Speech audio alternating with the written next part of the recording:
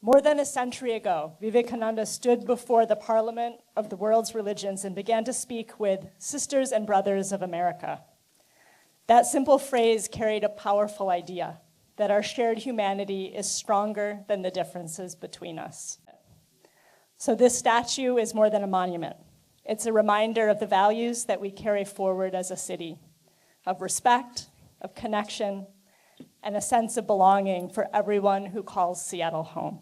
That moment, so the unveiling of the statue in Seattle, the gathering of so many community members here today. I just want to say thank you for opening your hearts to the Kent community, to the greater Seattle community, and making us feel so welcome and helping us learn and understand what makes the Indian culture so amazing.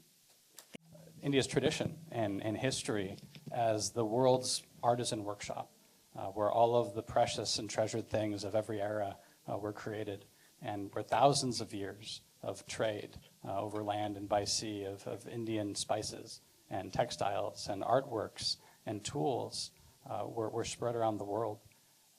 I want to celebrate as well India's leadership in the history of ideas, where mathematics and poetry and music were flourishing for such a long period of time. And I want to remind my colleagues that when we write numerals, 1 through 9 and even 0, we're not writing something that came from Latin or from Greek. We're writing something Indian.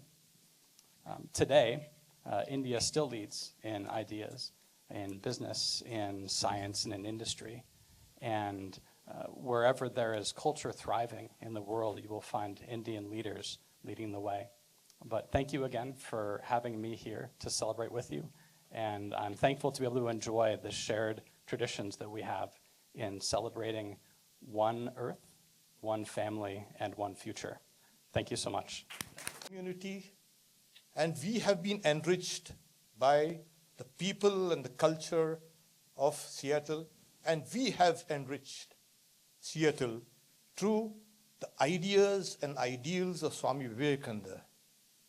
Swami Vivekananda encapsulated both East and West. He was the universal person. He was ancient and yet modern.